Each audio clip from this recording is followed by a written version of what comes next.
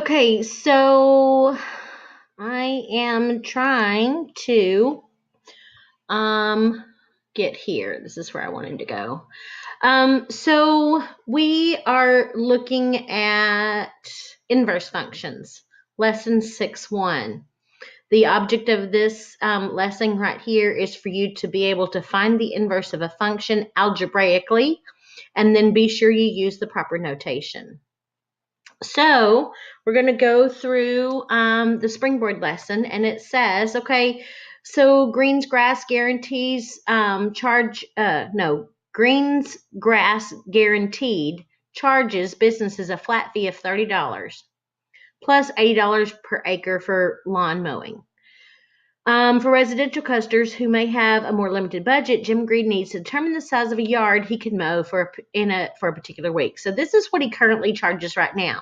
Now they've written this function down here for us. I don't know why they've all of a sudden used cost function with a capital letter F.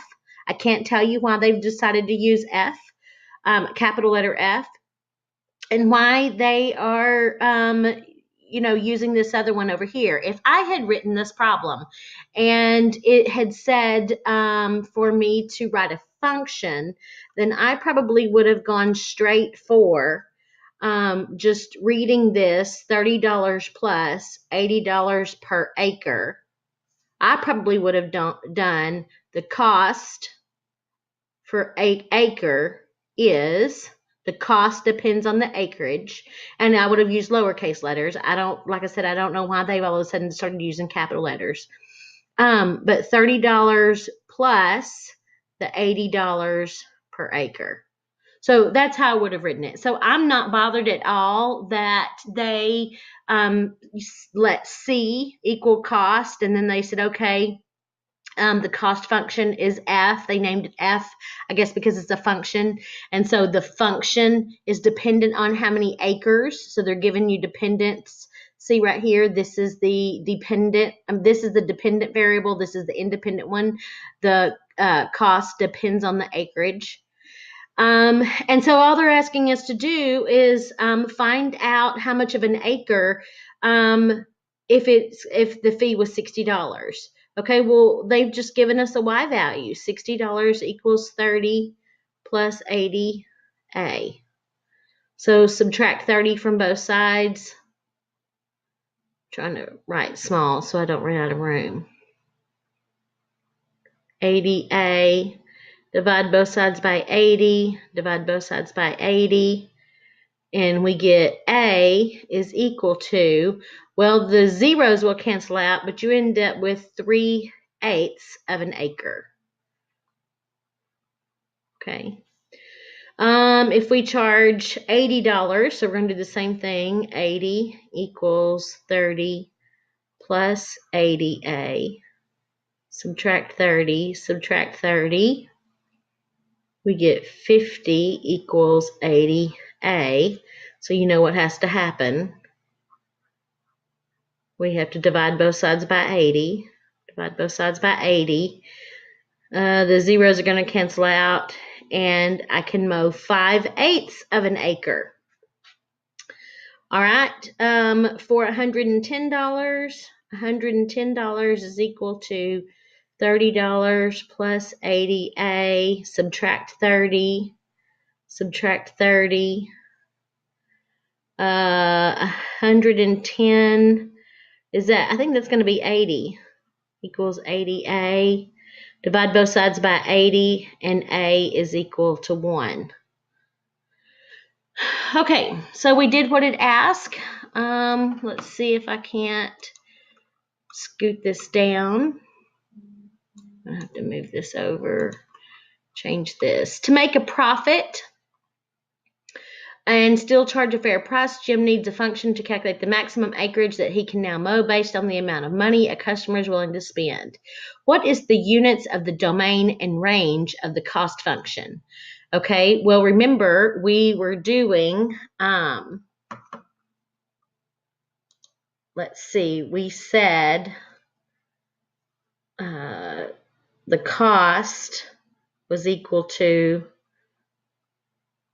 a function, which was equal to 30 plus 80A.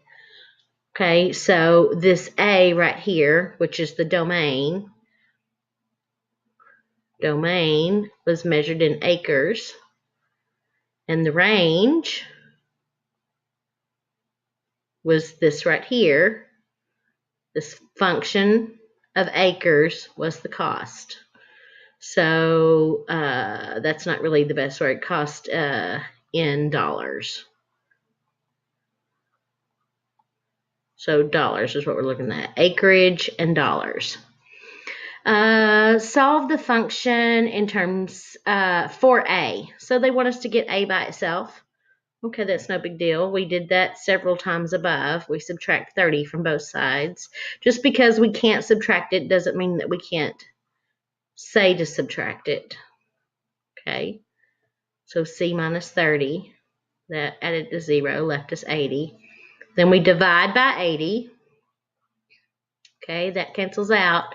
And we now have A by itself, and A is equal to cost minus 30 divided by 80.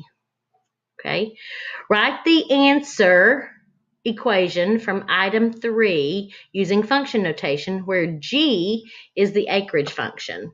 Okay, so they just want us to do G of C, because C is the function right here, so the acreage is going to equal G of C, C minus 30 over 80. Okay, so all I did was use function notation. That was all I did. This was the answer to number 3. This is the answer to number 3 right here. I answered number 3, and then this is the answer to number 4. Okay. All right, I need to scoot that over and scroll down and see what else is next. Okay, what are the units of the domain and range for the other one? Okay, I just wrote it.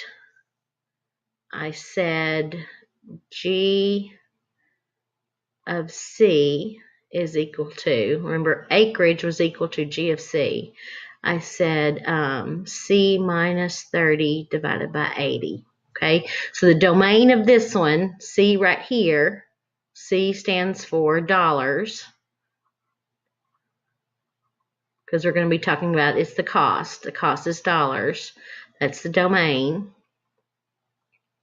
And the range is what we get when we do all that, and that was acres. Okay. Discuss the following question in your group and prepare to share your group answer. How did the domain and range of f of a relate to that of g of c? Use your response number 3. So what did you notice? I noticed that they switch places. F of a, the domain was acres. The range was dollars. For G of C, the domain was dollars and the range was acres.